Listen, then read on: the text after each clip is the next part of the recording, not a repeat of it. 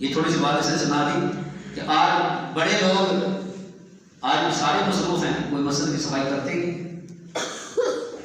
حالانکہ اللہ کے گھر کی صفائی بہت عظیم عبادت ہے، اللہ پاک ہم سب کو توفیق عطا فرمائے۔ تو یہ میں گزارش کر رہا تھا حضرات کی خدمت میں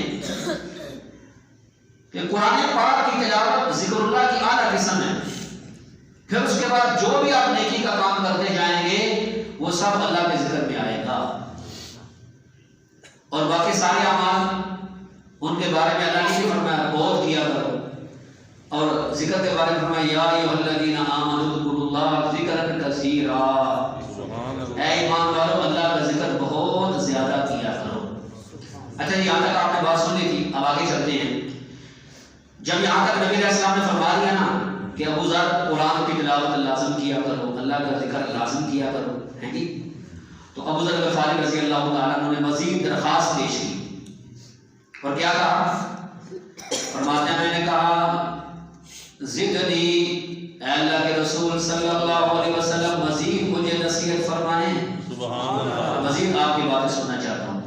حدیث میں آتا ہے نا کہ مومن بندہ خیر کی باتیں سننے سے کبھی سیاح نہیں ہوتا یہاں تک کہ وہ قبر میں پہنچ جائے۔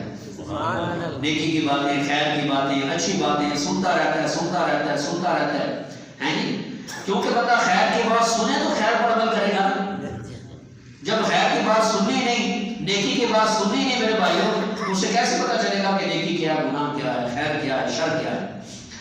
تو اللہ کے رسول صلی اللہ علیہ وسلم نے فرمایا علیک بطول الصمت، زیادہ دیر خاموشی اختیار کیا کرو، لمبی خاموشی اختیار کیا کرو۔ کیوں فرمایا فَإِنَّهُ مَطْرِدَةٌ لِلشَّيْطَانِ، یہ جو لمبی خاموشی ہے نا یہ شیطان کو بھگا دیتی ہے، شیطان کو دفع کر دیتی ہے۔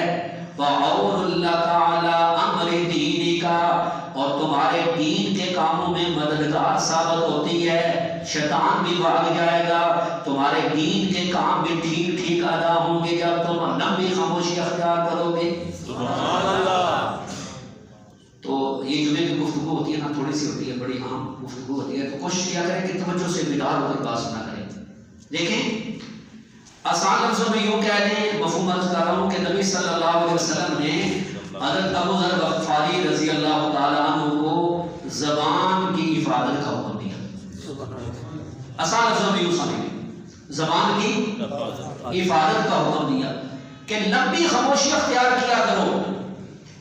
اب دوسری حدیثوں کو سامنے رکھتے ہوئے یہ بات سمجھ آتی ہے کہ اگر بندہ بولے نا، خیر کا بولے تو اس کا بولنا خاموش رہنے سے بہتر ہے۔ میں سارے حدیثوں کا مفہوم بتا رہا ہوں، بولے خیر کا بولے، خیر کا کلمہ اپنی زبان سے نکالے تو یہ خاموش رہنے سے بہتر ہے، اور اگر بندہ خاموش رہے تو برا کلمہ، شر والا کلمہ زبان سے نکالنے سے بہتر ہے کہ بندہ خاموش رہے۔ یہ ہے ساری حدیثوں کا خلاصہ۔ سبحان اللہ۔ کیوں؟ اس لیے کہ میرے مسلمان بھائیوں جو زبان ہے نا، زبان یہ سارے اعضاء کی ترجمان ہے۔ بندہ بولتا ہے جب پتہ چلتا ہے اس کے دل میں کیا ہے، اس کے دماغ میں کیا ہے، اس کے کیا خیالات پک رہے ہیں۔ جب بندہ بولتا ہے نا تو وہ ساری چیز ظاہر ہو جاتی ہے۔ اور زبان، اس کے بارے میں حدیث میں فرمایا کہ جب صبح کا وقت ہوتا ہے نا تو جسم کے سارے حصے زبان کے سامنے درخواست کرتے ہیں کہ تو مہربانی کر کے صحیح چلنا، تو صحیح چلے گی تو ہم بھی صحیح چلیں گے، اگر تو صحیح نہیں چلے گی تو ہم بھی صحیح نہیں چلیں گے۔ نہیں سمجھ آئے؟ اس لیے آپ نے سنا تھا نا آج فلاں بندے کو مار پڑی ہے، کیوں؟ انہیں فلاں گال پڑی ہے۔ نہیں سمجھ آئے؟ وہ گال پڑی تو ان پیٹیں پڑیں گی۔ نہیں سمجھ آئے؟ ٹھیک ہے، اجنی فلاں کو کیوں انعام ملے؟ اس نے بہت اچھی بات کی ہے، لوگ خوش میں اس کو انعام مل گئے۔ تو سارے اعضاء درخواست کرتے ہیں، اور یہی زبان ہے کہ بندہ اس زبان سے بعض اوقات ایک کلمہ ایسا نکالتا ہے کہ جو بندے کو جنت میں پہنچا دیتا ہے، اور کبھی خدا نخواستہ ایسا برا کلمہ نکال دیتا ہے کہ بندے کو جہنم میں پھینک دیتا ہے۔ اور یہی زبان ہے نا کہ اگر 80 سال کا کیا 200 سال کا کافر بھی صرف ایک بار پڑھ لے لا الہ الا اللہ محمد رسول اللہ صلی اللہ علیہ وسلم، اس کا پہلا کفر بھی معاف ہو گیا، سارے گناہ بھی کیا ہو گئے، معاف ہو گئے.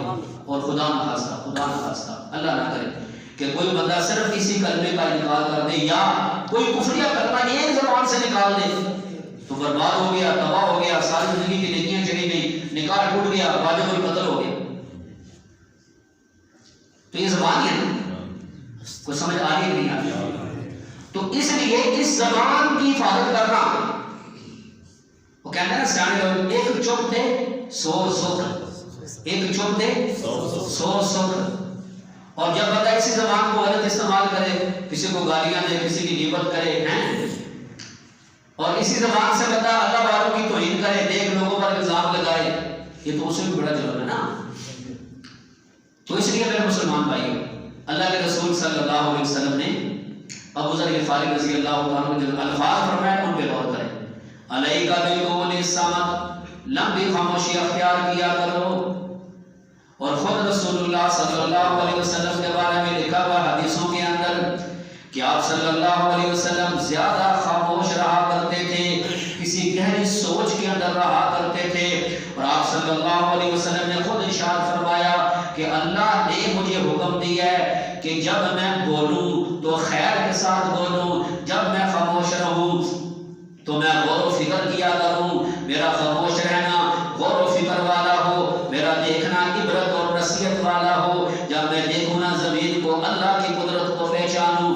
جب میں جناب والا دیکھوں آسمان کو تو اللہ کی قدرت کو پہچانوں. جب میں کائنات کی ایک ایک چیز کو دیکھتا جاؤں، اللہ کی قدرت کو جناب والا سمجھتا چلا جاؤں. اور جب میں خاموش رہوں نا تو میرا خاموش رہنا فکر والا ہو، غور والا ہو. میں اپنی آخرت کو سوچوں، قبر کو سوچوں، جنت اور جہنم کے بارے میں سوچوں، میں اللہ کی قدرتوں کے بارے میں سوچوں، میں اللہ کی وحدانیت کے بارے میں سوچوں. اور جب بولوں تو خیر کے ساتھ بولوں، بھلائی کے ساتھ بولوں. سبحان اللہ. سمجھ آ رہی نہیں آ رہی؟ تو اس لیے اور آگے جو الفاظ ہیں وہ کیا فرمایا کہ جب تم خاموش رہو گے نا، اپنی زبان کی حفاظت کرو گے تو تمہیں کیا ملے گا؟ فَإِنَّهُ مَرْدَدَةٌ لِلشَّيْطَانِ، یہ خاموش رہنا شیطان کو بگا دیتا ہے. کیوں؟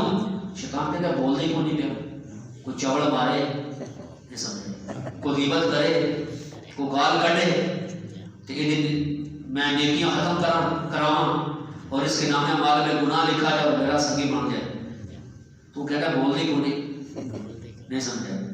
جب بولتا ہے تو صحیح بولتا ہے، خیر والا کلمہ نکالتا ہے، اچھا کلمہ نکالتا ہے، تو کہتا ہے چلو یہ چھڑو کسی اور نہ پڑھو. نہیں سمجھا؟ وہ گل سمجھے ہی نہیں آئی. اور جب کسی کا ساتھی بننا ہوتا ہے نا اس نے، تو پھر کہتا ہے موسم تو گل شروع کرو. موسم تو گل شروع ہوتی ہے، موسم کس طرح ہے؟ اچھا کرتے ہیں پھر سیاسی گفتگو شروع ہو جاتی ہے. پھر سیاسی گفتگو ہونے پھر سر پاڑ جاتے ہیں. نہیں سمجھے؟ ہاں ایسے ہوتا ہے. تیرا لیڈر چنگا تیرا پیڑا تو میرا لیڈر چنگا ہے، فلاں لیڈر ایسا تو میرا لیڈر ایسا تو تیرا لیڈر ایسا. وہ تھانے میں پہنچ جاتے ہیں، اسپتال میں پہنچ جاتے ہیں، لیڈر پتہ ہی نہیں. وہ گل سمجھ آئی کہ نہیں آئی؟ وہ بولو تو صحیح ہے.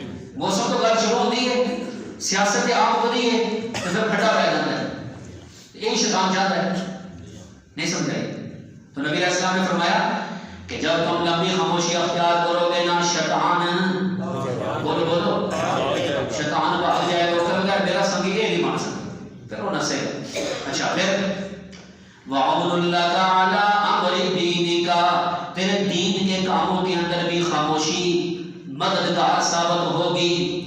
پھر جب تو لمبی خاموشی اختیار کرے گا نا، کہے گا میں نے کیا سیاسی گفتگو کر کے ٹائم ضائع کرنا ہے، میں کیوں کسی کی غیبت کر کے اپنے گناہوں کے اندر اضافہ کروں، میں کیوں جناب والا اپنی زبان کو گالیوں کے اندر استعمال کروں. میں ایسا کرتا ہوں ذرا میں سیڈ پہ ہو کے اللہ کا ذکر کر لیتا ہوں. سبحان اللہ. اچھا میں 3 تسبیحات نکال لیتا ہوں جناب والا. کس چیز کی؟ درود پاک کی 3 تسبیحات نکال لیتا ہوں.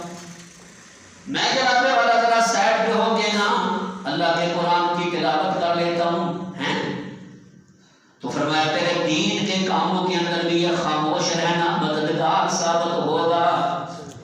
اس لیے نبی صلی اللہ علیہ وسلم نے ارشاد فرمایا، جس کا مفہوم یہ ہے کہ جو آدمی اللہ اور آخرت کے دن پر ایمان رکھتا ہے نا، اس اسے چاہیے یا تو خیر کا کلمہ زبان سے نکالے یا خاموش ہو جایا کرے، یا خاموش ہو جایا کرے، یا خیر کا کلمہ نکال لیا کرے یا خاموش ہو جایا کرے، اگر وہ اللہ اور اس کے رسول صلی اللہ علیہ وسلم پر ایمان رکھتا ہے۔ تو امید ہے انشاءاللہ آپ کو بات سمجھ آ رہی ہوگی۔ ہم دیکھتے نہیں ہیں لوگوں کو یہاں بیٹھے ہوتے ہیں ٹولیاں کے ٹولیاں آگے پیچھے، اور پوچھو جناب آج سیاسی گفتگو کتنی سنی ہے کتنی کی تھی ہے تو جسر کی جناب تو جب پوچھو سپارے کتنے پڑے تاکہ دیکھ سرور کی نہیں پڑی۔ یہ آج ہماری حالت ہے مسلمانوں کی۔ تو یقین کرو جناب پیچھے سے لڑنے ہیں نا، جناب پیچھے سے دوسرے مارنے ہیں تو رشتے ناطے توڑ رہنے ہیں، بھائی بھائی نہ نہیں بولتا میں اس پارٹی کا تو اس پارٹی کا، وہ اگر ہم سوری پہ لٹک جائیں نا وہ نہیں ہمیں بچانے کے لیے آئیں۔ ہاں اس وقت تک کون دے جدوں تک ووٹ نہیں لینے، نہیں سمجھے؟ ایک آ رہا ہے نا سیاسی بندہ تو جناب کہتا ہے دعا کرو، انہیں کہیں ساڑھے تک نہیں فوت ہویا، انہیں کہیں تھوڑی والدہ نہیں فوت ہوئی، انہیں کیا ہوتا 10 سال ہو گئے فوت ہوئے، نہیں سمجھا؟ انہیں کیا ہوتا 10 سال ہو گئے فوت ہوئے ہیں جی، 10 سال کے بعد وہ چونکہ ووٹ لینے سامنے تو 10 سال کے بعد تعزیت کرنا آ گیا، افسوس کرنا آ گیا۔ اس لیے بھائی خاموشی بہتر ہے، خاموش۔ ہاں جب میں نے کہہ دیا نا بولے تو خیر کا بولے، نہیں سمجھ آئے، اچھا کلمہ بولے جس سے اگلے بندے کو فائدہ ہو، نفع ہو۔ اس کے بعد آپ صلی اللہ علیہ وسلم نے جب یہ نصیحت فرما دی، دعا کرو اللہ پاک ہمیں بھی نصیحت کی باتیں سن کے ان پر عمل کی توفیق عطا فرمائے۔ اور میں نے کہا نا کہ میرا تو جمعہ کا بیان زیادہ سے زیادہ 50 منٹ ہوتا ہے یا گھنٹہ کا ہے، زیادہ سے زیادہ، ٹھیک ہے؟ موبائلوں کے اندر پتہ نہیں کتنے کتنے گھنٹوں کے بیان پڑے ہوئے ہیں، لیکن معلومات ہے، صرف معلومات بس، عمل سے مسلمان ہم بہت دور ہو چکے ہیں۔ میں نے کہا نا کہ ہر کتنے بزرگوں کے پاس وہ موبائل آ گئے ہیں، بچوں کے پاس بھی، نوجوانوں کے پاس بھی، لیکن بے نمازی دن بدن زیادہ ہوتے جا رہے ہیں، نمازی کرتے جا رہے ہیں جی، مسجدیں ویران ہوتے جا رہی ہیں، بازار آباد ہوتے جا رہے ہیں، مارکیٹیں آباد ہوتی جا رہی ہیں۔ تو اللہ پاک ہمیں عمل کی توفیق عطا فرمائے، ہم عملی مسلمان بنے تو تب کام بنے گا، ٹھیک ہے جی، تب کام بنے گا بھائیوں۔ پھر اس کے بعد مزید نصیحت کیا فرمائی؟ حضرت ابو ذر نے فرمایا، کہنے لگے قل تو زدنی یا رسول اللہ صلی اللہ علیہ وسلم، اے اللہ کے رسول مجھے مزید نصیحت فرمائیں، مزید مجھے اچھی باتیں بتائیں کہ میں ان پر عمل کر کے کامیاب ہو جاؤں۔ تو آپ صلی اللہ علیہ وسلم نے فرمایا ایاک و کثرۃ الضحک، زیادہ نہ ہنسا کرو، زیادہ نہ ہنسا کرو، اپنے آپ کو زیادہ ہنسنے سے بچاؤ۔ فَإِنَّهُ يَمِيتُ الْقَلْبَ، کیونکہ زیادہ ہنسنے کی وجہ سے دل مردہ ہو جاتا ہے۔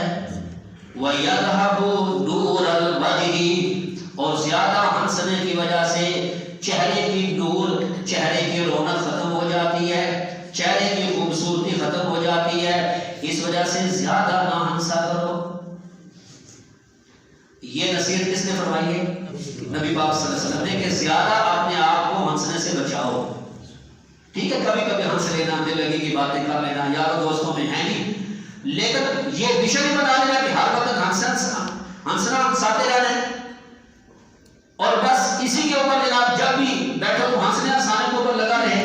یا بات جیسے لوگ ہوتے ہیں نا ان کا یہ وشن ہوتا ہے، وہ کہتے ہیں یہ فن ہے، ہنسانے والا بھی فن ہے، جیسے رلانے والا فن ہوتا ہے نا، تو بعض لوگوں کے پاس اوپر وہ ڈرامے بناتے ہیں، فلمیں بناتے ہیں، یعنی باقاعدہ اس کے اوپر لوگوں کو ہنسانے کے لیے۔ تو حدیث میں آتا ہے اللہ پاک کی لعنت ہوتی ہے اس آدمی کے اوپر جو لوگوں کو ہنسانے کے لیے جھوٹ بولتا ہے، اللہ کی لعنت ہوتی ہے کہ جو اس آدمی پر کہ جو لوگوں کو ہنسانے کے لیے کیا کرتا ہے، جھوٹ بولتا ہے۔ تو آپ نے حدیث سن لی، زیادہ ہنسنے سے بچو کیونکہ اس کی وجہ سے دل بندے کا مردہ ہو جاتا ہے، ایسا وہ کر دیتے ہیں۔ اور آپ کو پتہ ہے نا کہ جب بندے کا دل مردہ ہو جائے نا، بندے کا دل مردہ ہو جائے تو پھر کوئی خیر کی بات اسے سمجھ نہیں آتی، کوئی خیر کی بات اس کے دل میں جاتی نہیں ہے، لہذا زیادہ ہنسنا یہ ٹھیک نہیں ہے، کیونکہ رسول اللہ صلی اللہ علیہ وسلم کا خود بھی فرمان ہے کہ جو میں جانتا ہوں نا اگر تم جان لو، جو میں دیکھتا ہوں اگر تم دیکھ لو، تو تو تم زیادہ رویا کرو اور کم ہنسا کرو. اسے فرمایا دنیا میں رو زیادہ ہنسو کم، پھر آخرت میں تمہیں رونا نہیں پڑے گا. نہیں سمجھے؟ دنیا میں زیادہ رویا کرو اللہ کے خوف کی وجہ سے، اپنی قبر کو یاد کر کے، اپنی آخرت کو یاد کر کے زیادہ رویا کرو تو تمہیں پھر آخرت میں نہیں رونا پڑے گا. ورنہ فرمایا اگر دنیا میں نہیں رو گے نا، دنیا میں بس ہنستے ہنساتے رہو گے، تو میرے اور آپ کے پیغمبر صلی اللہ علیہ وسلم کا فرمان ہے جہنمی لوگ اتنا روئیں گے کہ ان کی آنکھوں سے پانی ختم ہو جائے گا. پانی اتنا زیادہ نکلے گا جہنمی لوگوں کا کہ اگر اس میں کشتیاں چلائی جائیں تو کشتیاں چلنے لگیں. یہ آپ کو پیغمبر علیہ السلام کا فرمان بتا رہا ہوں، کوئی بناوٹی بات نہیں کہ ایسی بات کہہ رہا ہوں. جب پانی ختم ہو جائے گا نا آنکھوں سے، ان کی جگہ پھر خون نکلنا شروع ہو جائے گا. ٹھیک ہے جی؟ تو لہٰذا دنیا میں بندہ جتنا اللہ کے خوف سے روئے گا، یہاں تک فرمایا اگر رونا نہیں آتا تو رونے کی شکل بنا لیا کرو. ہے جی؟ اور رونا نہ آئے تو رونے کی کم از کم رونے کی شکل ہی بنا لو. بتکلف کوشش کرو رونے کی، اس سے بھی اللہ پاک کی رحمت مدے پر ہو جاتی ہے. سبحان اللہ. دعا کرو اللہ ہمیں عمل کی توفیق عطا فرمائے. کیا دعا بھی؟ تو اس لیے کئی لوگ ہوتے ہیں نا، میں نے عرض کیا ان کا یہ کام ہوتا ہے، یاد رکھیں حرام الفاظ، اپنا ایسے الفاظ بول کے جھوٹے موٹے لوگوں کو ہنسانا، اس سے جو کمائی ہوتی ہے وہ حرام کی کمائی ہوتی ہے. مجھے تو تعجب ہوتا ہے بعض لوگوں پر، ایسے بیان کرنے والے، تقریریں کرنے والے. ایک بندہ کہہ رہا تھا جی میں فلاں سے ملا ہوں، وہ فلمیں بناتا ہے، ڈرامے بناتا ہے، لیکن وہ نیکی کے کاموں میں بہت مال خرچ کرتا ہے. کیا مقصد ہے یہ بات لوگوں کو بتانے کا؟ اس سے تو پھر ان نوجوانوں کو تقویت ملے گی نا جو یہ کہتے ہیں ہم اسٹار بننا چاہتے ہیں، فنکار بننا چاہتے ہیں. وہ کہیں گے چلو یہ بندہ بھی کام کری آئے، مال بھی خرچ کری آئے. حرام کا پیسہ ہے. تو غیر محرم لڑکیوں سے ملنا ہے نہیں، ان کے ساتھ جناب یہ سارے کام کر کے پھر پیسے کمانا. تو رسول اللہ صلی اللہ علیہ وسلم نے فرمایا اللہ تعالیٰ حرام مال کو قبول نہیں فرماتے، بلکہ قرآن پاک میں بھی لکھا ہوا ہے کہ اللہ تعالیٰ حرام مال قبول نہیں فرماتے. اللہ خود پاک ہے اور پاک مال قبول فرماتے ہیں. اللہ اکبر. یہاں پر ایک حدیث آپ کو سناؤں. رسول اللہ صلی اللہ علیہ وسلم نے فرمایا جس کا مفہوم یہ ہے کہ قیامت والے دن جب جہنم جناب والا جوش مارتی ہوئی بڑھے گی نا، رسول اللہ صلی اللہ علیہ وسلم کی امت کی طرف بڑھے گی، تو اتنے میں جبرائیل علیہ السلام ایک پیالہ لے کر آئیں گے، اس میں پانی ہوگا، اس کی طرف پھینک دیں گے، جہنم پیچھے ہٹنا شروع ہو جائے گی. بعد میں رسول اللہ صلی اللہ علیہ وسلم پوچھیں گے کہ یہ جہنم پیچھے کیوں ہٹی، اس پیالے کے اندر کون سا پانی تھا؟ تو جبرائیل علیہ السلام بتائیں گے کہ یا رسول اللہ صلی اللہ علیہ وسلم اس پیالے کے اندر وہ پانی تھا جو آپ کی امتی رویا کرتے تھے اللہ کے خوف کی وجہ سے، ان کے آنسو نکلا کرتے تھے نا، یہ وہ پانی ہے جو ان کی آنکھوں سے اللہ کے ڈر کی وجہ سے نکلا کرتا تھا. اللہ پاک نے اس کے اندر اتنی طاقت پیدا کی ہے کہ جہنم کی آگ کو بھی پیچھے ہٹا دیا. سبحان اللہ. تو کبھی تنہائی میں بیٹھ کے رو بھی لیا کریں اللہ کے سامنے، اپنے گناہوں کو یاد کر کے رو لیا کریں. قبر کی تنہائی کو بیٹھ کے یاد کر کے رو لیا کریں. کبھی جہنم کو یاد کر کے رو لیا کریں، میدان محشر کی سختی کو یاد کر کے رو لیا کریں. یقین کرو جب اللہ کے خوف کی وجہ سے روتا ہے نا، یقین کریں بندے کو بعد میں بالکل صاف معلوم ہوتا ہے کہ میرا دل صاف ہو گیا. یا کپڑا دھو رہا نا پھر نچوڑ کے اس کو آپ ڈال دو سوکھنے کے لیے، تو بندے کو بھی محسوس ہوتا ہے کہ میرا دل کیا ہو گیا، صاف ستھرا ہو گیا. اللہ پاک ہمیں توفیق عطا فرمائے. بس عمل کی نیت سے سنتے جائیں اور نیت بھی کرتے جائیں کہ انشاءاللہ یہ جتنی نصیحت ہے نبی پاک صلی اللہ علیہ وسلم کے ہم سونے ہم ان پر عمل بھی کرتے ہیں، کیونکہ میری باتیں تو نہیں ہے نا، یہ دو جہاں کے سردار امام الانبیاء صلی اللہ علیہ وسلم کی نصیحتیں ہیں. تو اور دوسری کی بات کیا فرمائی آپ صلی اللہ علیہ وسلم نے فرمایا زیادہ نہ ہنسا کرو، اس سے دل مردہ ہو جاتا ہے. فَإِنَّهُ يَمِيتُ الْقَلْبَ. ایک یہ فرمایا نقصان ہوگا کہ دل مردہ ہو جائے گا. اس کے آپ نے وضاحت سن لی. اور دوسرا فرمایا کہ جب تم زیادہ ہنسو گے نا تو اس کا دوسرا نقصان یہ ہوگا وَيَذْهَبُ بِنُورِ الْوَجْهِ. تمہارے چہرے کی رونق ختم ہو جائے گی، خوبصورتی ختم ہو جائے گی. یہ پتہ ہے آپ کو جو لوگ یہ ہنسانا جن کا کام ہوتا ہے، اسی پر وہ فلم ڈرامے بناتے ہیں، ان کے چہرے دیکھیں لعنت برستی ہوتی ہے ان کے چہروں کو، جن کا مشن یہ ہوتا ہے، پروگرام یہ ہوتا ہے. تو یہ دو جہاں کے سردار سب کہہ دو صلی اللہ علیہ وسلم کا فرمان ہے نا کہ زیادہ ہنسنے سے کیا ہوگا؟ تمہارے چہرے کی خوبصورتی ختم ہو جائے گی. اچھا خوبصورتی اس کا نام نہیں ہوتا کہ بندہ صابن لگائے کریمے لگائے جو اس کا رنگ چٹا ہو. بے شک رنگ بندے کا کالا بھی ہونا سانولا بھی ہونا لیکن ایک نیکی کا نور انسان کے چہرے پہ نظر آتا ہے جس میں کشش ہوتی ہے. بندے کا دل کرتا ہے یار میں اس سے مصافحہ کروں میں اس سے ملوں میں اس بندے سے دعا دوں میں اس بندے سے کوئی دعا کی درخواست کروں. تو یہ نیکیوں کا نور ہوتا ہے جو بندے کے چہرے پر آ جاتا ہے اور یہ زیادہ ہنسنے سے کیا کرتا ہے؟ ختم ہو جاتا ہے. یہ ختم ہو جاتا ہے. جیسے زنا کے بارے میں فرمایا کہ زنا سے بچو اس کی وجہ سے چہرے کی رونق ختم ہو جاتی ہے خوبصورتی ختم ہو جاتی ہے. تو زیادہ ہنسنے کے بارے میں بھی یہی فرمایا کیسے بھی بچو. اور میں یہ درخواست کرتا ہوں اپنے تمام بزرگوں سے بھی نوجوانوں سے بھی اپنے بچوں سے بھی کہ دیکھیں میں نے پہلے اس کی تشریح کر دیا کہ کبھی کبھی ہنسنا ہنسانا ہے اپنے دوستوں میں لگی اس میں کوئی گناہ نہیں ہے جائز ہے لیکن کثرت سے منع کیا. خاص طور پر مسجد میں اور قبرستان میں جب جائیں تو پھر زیادہ پرہیز کریں. ٹھیک ہے کیونکہ مسجد تو ایک ایسی جگہ ہے جہاں اللہ کی عبادت کی جاتی ہے اور قبرستان ایک ایسی جگہ ہے جو عبرت کی جگہ ہے جو نصیحت حاصل کرنے کی جگہ ہے.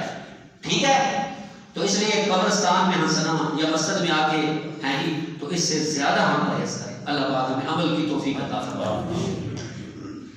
اور اگلی بات امام الانبیاء صلی اللہ علیہ وسلم نے جب یہ نصیحت فرما دی نا ابو ذر نے یہ سن لی پھر ابو ذر مزید کہنے لگے زدنی اے اللہ کے رسول صلی اللہ علیہ وسلم مجھے اور نصیحت فرمائیں اور نیکی کی بات مجھے بتائیں. سبحان اللہ. اسی لیے کئی بار نوجوان ایک منٹ واسطے کھڑا کر لگے نا نماز دی دعوت دینے واسطے تو کہنا قسم کا سب جان چھڑ گل مکاتے ہی ہونی. مطلب میں نے کہا نا کہ آج بھی عملی کا دور ہے نا پہلے تو بندہ نیکی کی بات سنتے ہی نہیں ہے سن لے تو عمل نہیں کرتا. تو ابو ذر کہنے لگے یا رسول اللہ صلی اللہ علیہ وسلم زدنی مجھے اور نصیحت فرمائیں. تو آپ صلی اللہ علیہ وسلم نے فرمایا قل الحق وان کان مرا حق بات تو کہنا اگرچہ کڑوی کیوں نہ ہو لیکن حق بات کو چھپانا نہیں سچی بات کو چھپانا نہیں کہہ دینا اگرچہ لوگوں کو کڑوی کیوں نہ لگے. نہیں سمجھ رہے پہلے بات نے سن لیا نا کبھی لمبی خاموشی اختیار کرنا زبان کی حفاظت کرنا یہ آپ نے سن لیا. جب کہنا ہے تو سچی بات کہنی ہے خیر کی بات کہنی ہے نیکی کی بات کہنی ہے اور پھر کس چیز کی پرواہ نہیں کرنی کہ لوگ راضی ہوتے ہیں کہ ناراض ہوتے ہیں. بولے الحق وان کان مرا حق بات کہہ دینا اگرچہ کڑوی کیوں نہ ہو. قرآن کی بات حق بات بولو بے شک. نبی صلی اللہ علیہ وسلم کا فرمان آپ صلی اللہ علیہ وسلم کا فرمان حق بات جناب والا دین کی حق بات شریعت کی حق بات کہہ لینا اگرچہ لوگوں کو کڑوی کیوں نہ لگے لیکن حق بات کو کبھی نہ چھپانا. اس لیے حدیث میں آتا ہے نا کہ جو عالم حق بات چھپائے گا تو اسے قیامت والے دن آگ کی لگام ڈالی جائے گی کہ تو نے لوگوں کے سامنے حق بیان کیوں نہیں کیا سچ بیان کیوں نہیں کیا. گل سمجھ آ رہی نہیں آ رہی. اس وجہ سے آپ نے دیکھا ہمارے ملک میں جب سے پاکستان بنا ہے ویسے تو پہلے بھی تاریخ کے اندر ہے لیکن میں نزدیک کی بات سنا رہا ہوں کہ کتنے علماء کرام کو شہید کیا گیا. ابھی قریب مولانا مسعود الرحمان عثمانی صاحب کو شہید کر دیا گیا اسلام آباد جیسے شہر میں دن دہاڑے عصر کی نماز کے بعد. اب دیکھو میں آپ کو بتاتا ہوں یہ جو مولوی ہیں میں آپ کو مثال دیتا ہوں. میں یہاں ممبر پہ بیٹھا ہوں میں نے کسی کا کوئی مربع دبایا ہے کسی کو زمین دبائی ہے کسی کے مکان پہ قبضہ کیا میں نے کسی کے ساتھ کوئی ظلم زیادتی کی ہے. ایسی تمام علماء اپنے اپنے دین کے شعبے میں لگے ہوئے کسی کا کیا نقصان کرتے ہیں. تو اگر انہیں گولیوں سے بھونا جاتا ہے چھلنی کیا جاتا ہے بم دبا کے ان پر کیے جاتے ہیں تو اس کا ایک ہی وجہ ہوتا ہے کہ وہ حق بات کہتے ہیں. کیا کہتے ہیں؟ حق بات کہتے ہیں. اس کے جرم میں ان کو یہ سزائیں دی جاتی ہیں. اور کیوں نہ ہمارے پیغمبر صلی اللہ علیہ وسلم کا تو کوئی قصور نہیں تھا. حضور پاک نے حق ہی کہا کلمہ توحید بلند کیا ہے تو آپ کو طرح طرح کی سزائیں دی کہ اذیتوں کا سامنا کرنا پڑا. تو حق بات کہنا میرے بھائیوں یہ ضروری ہے اور یہ صرف علماء کی ذمہ داری نہیں ہے. جس بندے کو کوئی حق بات کا پتہ ہے وہ حق بات کہے. مثال کے طور پر ہر آدمی اپنے گھر کا جب گھر میں کوئی معاملہ بن جائے تو صحیح بات بتائے، غلط بات نہ بتائے، حق بات کرے. گھر میں بھی کسی کی طرفداری نہ کرے. محلے میں کوئی مسئلہ بن جاتا ہے، جس کو کسی بات کا پورا پتہ ہے، حقیقت بیان کرے، دو نمبری نہ کرے. گاؤں کا کوئی معاملہ بن گیا، کوئی لڑائی ہو گئی، کوئی جھگڑا ہو گیا، جس کو پوری حقیقت کا پتہ ہے، حق بات بیان کرے. کسی کی طرفداری نہ کرے، کسی کی سائر نہ لے. یہ نہ دیکھے کہ اس کی پارٹی مضبوط ہے، نہیں سمجھا، اس کے پاس پیسہ زیادہ ہے، یہ پاور والا زیادہ ہے، یہ مضبوط ہے، چلو اس کی سائڈ میں نانا. حق بات بیان کرے. وَإِن كَانَ مُرًّا، اگر چلے کو پڑوی کیوں نہ لگے. نہیں سمجھا. یہ ہے پکا سچا مومن. کیا ہے؟ بول بول بول. پکا سچا مومن. تو جو دوگلی پریسی کرے، حق بات کا پتہ بھی ہے لیکن حق بات نہیں کرتا، کسی کے ساتھ لیتا ہے، سچی بات کو چھپا جاتا ہے، یہ ہے منافق. قرآن پاک میں اللہ نے منافقوں کی یہ جو ہے نا وہ عادت بیان کی ہے کہ وہ حق بات کو کیا کرتے ہیں؟ چھپا جاتے ہیں. حق بات کو چھپا جاتے ہیں.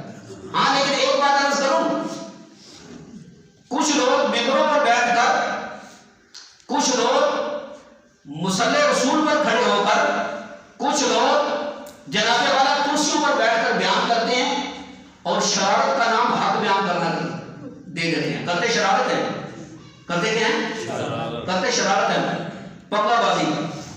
نہیں سمجھے کہ کہتے ہیں حق بیان کرنے ہیں. مثال کے طور پر کیمرہ لگا ہوا ہے سامنے، کرسی پر بیٹھا ہوا ہے اور بیان کیا کر رہا ہے؟ صحابہ کرام کے آپس میں جنگیں، صحابہ کرام کے آپس میں اختلاف، صحابہ کرام کا آپس میں نزاع. اس کو بیان کر کے کہتا ہے مولوی نہیں بیان کرتے، میں اور حق بیان کرنا. اے دیکھو صحابہ کے آپس میں اختلاف ہو رہے ہیں. نہیں سمجھے. تو نتیجہ کیا نکالتا ہے؟ یہ ہمارے یہ ان کو ہم معیار حق کہتے ہیں، یہ ان کو بارے میں آپ کہتے ہیں کہ ان کے پیچھے چلنا چاہیے. ان کے بارے میں کوئی گفتگو نہیں، ان کے تو آپس میں جھگڑے ہوئے، آپس میں اختلاف ہوئے اور پھر کہتا ہے کہ میں حق بیان کر رہا ہوں، اللہ کے نبی کا فرمان ہے حق بیان کرنا. تو میں کہتا ہوں یہ حق نہیں، یہ تیری شرارت ہے، یہ تیرے اندر کی خباثت ہے. جو بدن میں ہوتا ہے وہی باہر نکلتا ہے. نہیں سمجھ آئے. آپ اتنے حضرات یہاں بیٹھے ہیں، میں آپ کے سامنے بات کر رہا ہوں، اگر میں غلط کروں آپ ہمیشہ کھڑے ہو کر سوال کریں. لیکن ایک سوال پہلے میں آپ سے کرتا ہوں. آپ مجھے بتائیں کہ اللہ پاک نے جو نبی پاک صلی اللہ علیہ وسلم کے صحابہ کو رضی اللہ عنہم کہا، یہ کس زمانے میں کہا؟ نبی پاک صلی اللہ علیہ وسلم کے زمانے. کس کے زمانے میں؟ تو یار صحابہ تو بعد میں بھی رہے، قرآن آنا بند ہو گیا تھا. قرآن آنا بند ہو گیا تھا نا جب نبی پاک صلی اللہ علیہ وسلم کی وفات ہو گئی.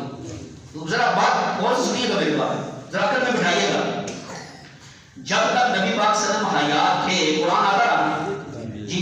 جب حضور پاک کی وفات ہو گئی تو قرآن آنا بند ہو گیا. بات صحیح ہے؟ ادھر دیکھنا ذرا. جب نبی پاک صلی اللہ علیہ وسلم حیات تھے، زندہ تھے، آپ پر وحی آتی تھی، اسی وقت اللہ نے کہا رضی اللہ عنہ ورضوان. نہیں سمجھے؟ صحابہ تو بعد میں رہے گا، نبی پاک صلی اللہ علیہ وسلم بہت ہو گئے، صحابہ بعد میں رہے گا. تو اللہ کو نہیں پتا تھا انہوں نے آپس میں لڑنا ہے؟ وہ نہیں سمجھے. اللہ کو نہیں پتا تھا ان کے جھگڑے ہونے ہیں، اللہ کو نہیں پتا تھا کہ ان کے آپس میں نزاع ہونے ہیں. تو اللہ سے پوچھو نا اللہ نے کیوں کہا رضی اللہ عنہ ورضوان. اب سنیں گے تو اگلی بات میں بتاؤں. اللہ سے پوچھو نا اللہ نے کیوں کہا کہ میں ان سے راضی ہوں. اللہ کو نہیں پتا تھا ان کے آپس میں لڑائیاں ہوں گی، ان کے آپس میں جھگڑے ہوں گے، بیعت علی پہ اختلاف ہوگا. ان کو نہیں پتا تھا سیدنا معاویہ اور علی رضی اللہ عنہ کا جنگ جمل اور جنگ صفین ہوگی. پھر اللہ نے کیوں کہا میں ان سے راضی ہوں، مجھ سے راضی. کیوں جی؟ پھر نعوذ باللہ اللہ پر اعتراض جائے گا کہ نہیں؟ وہ بولو تو صحیح یار، پڑھ لکھے لوگوں بولو نا، کس پر اعتراض جائے گا؟ اللہ نے ان کو معیار بھی کہا. اللہ نے فَإِنْ آمَنُوا بِمِثْلِ مَا آمَنْتُمْ بِهِ فَقَدِ اهْتَدَوْا. اللہ نے ان کے ایمان کو بھی معیار بنایا، عمل کو بھی معیار بنایا. اللہ نے ان کی نمازوں کا، روزوں کا، حج کا، ان کے زکات کا، ان کے ذکر کا، ان کی جنگوں کا، ان کا جہاد کا اللہ نے قرآن میں بھی ذکر کیا اور ساتھ اللہ نے راضی ہونے کا بھی اعلان کر دیا. تو اللہ کو نہیں پتا تھا یہ بات میں لڑیں گے، اللہ کو نہیں پتا تھا ان کا جھگڑا ہوگا، اللہ کو نہیں پتا تھا ان کا اختلاف ہوگا. سمجھ آ گئی بات؟ اگر صحابہ کا بعد میں لڑائی بھی ہوئی اس کے پیچھے دین کا فائدہ تھا. صحابہ کا آپس میں اختلاف بھی ہوا، ان کی نیتوں میں دین کا فائدہ تھا. جس صحابی نے جس میں دین کا فائدہ سمجھا اس نے اس کا ساتھ دیا. ہم صحابہ کے نیتوں پر اس وجہ سے شک نہیں کرتے، رب کو پتہ تھا ان کے جھگڑے ہونے ہیں، پھر بھی رب نے ان سے اپنی رضا کا اعلان کر دیا. صحابہ لڑے تب بھی ہمارے لیے معیار ہیں، ان کا آپس میں جھگڑا ہو تب بھی ہمارے لیے معیار ہے. سبحان اللہ. تو گل بھلے نہیں کرنی، میں صرف اشارہ کر کے چلنا، گل بھلے نہیں کرنی. سب سمجھ آ گئی گل؟ یہ کہتے پتہ کہ کہتے کرتے شرارت نے تو کہتے اسی حق بیان کر رہے ہیں، نہیں سمجھ رہے؟ یہ حق نہیں ہے، تیری شرارت ہے۔ سیدنا علی رضی اللہ تعالیٰ عنہ کا فرمان ہے کہ لوگوں کے سامنے وہ مسئلے بیان نہ کرو جو ان کی عقل سے مار ہو۔ دیکھو نا، میں نے صرف اس لیے بتایا ان کے راستے میں، ورنہ ہم نہیں مسائل بلاتے لوگوں کے سامنے۔ ہم ضرورت کیا لوگوں کے سامنے ایک چیز بیان کرنے کی؟ لوگ بے نمازی ہیں، لوگ زکوٰۃ کو نہیں ادا کرتے، کتنے لوگ ساری زندگی گزر جاتی ہے حج کو نہیں کرتے، کتنے لوگ روزے کو نہیں رکھتے، پڑوسیوں سے اچھا سلوک نہیں کرتے، اپنے والدین کے ان کی زندگی میں حقوق ادا نہیں کرتے۔ ہم لوگوں کو وہ بتائیں، ہمیں کیا ضرورت ہے ہم لوگوں کو ان چیزوں میں ڈالیں؟ لیکن یہ شرارتی، یہ شیطان کیمرے لگا کے کمروں میں بیٹھ کے امت میں اختلاف میں انتشار پیدا کر کے کہتے ہیں کہ اسی حق بیان کرتے ہیں۔ تو سمجھ آگے گل کہ نہیں آئی؟ حق وہ ہے وہ امام احمد بن حنبل نے بیان کیا تھا، وقت کے بادشاہ سے ٹکرا گئے۔ بادشاہ نے کہا تھا قرآن مخلوق ہے، انہوں نے کہا مخلوق نہیں، قرآن اللہ کی صفت ہے اور صفت اس کی ذات کے ساتھ چلتی ہے۔ اگر اللہ ہمیشہ ہے تو اللہ کی صفتیں بھی، ہاں قرآن مخلوق نہیں ہے، قرآن اللہ کی صفت ہے۔ تو بادشاہ نے 2 کوڑے لگوائے، ہاتھی کو مارے جاتے، ہاتھی بھی ملا ہوتا تھا۔ امام احمد بن حنبل رحمۃ اللہ 2 کوڑے کھائے۔ حق بیان ہوا کیا جو امام ابو حنیفہ رحمۃ اللہ علیہ نے کیا۔ حق بیان وہ تھا جو سیدنا عبداللہ بن زبیر رضی اللہ تعالیٰ عنہ نے کیا، جب ان کی لاش 3 دن تک سورج سے نہیں اتری، 3 دن تک، اور ان کی والدہ وہاں سے گزری اور بس یوں نظر اٹھا کے دیکھی، بوڑھی والدہ ہے، حالانکہ ماؤں کے دل پگھل جایا کرتے ہیں، جان بوجھ کے جا کے اس نے کہا جاؤ دیکھو اپنے بیٹے کی لاش، تو وہاں سے گزری اور بس ایک نظر دیکھ کے کہا کہ ابھی تک شاہ سوار سواری سے نہیں اترا، اور آگے گزر گئی۔ اب وہ بیان کیا تھا انہوں نے، شیطان کے چیلے چمٹے ہیں اعتراض کرے صحابہ پر، اور کیا حق بیان کرتے؟ ہاں حق وہ نہیں ہے، حق وہ ہے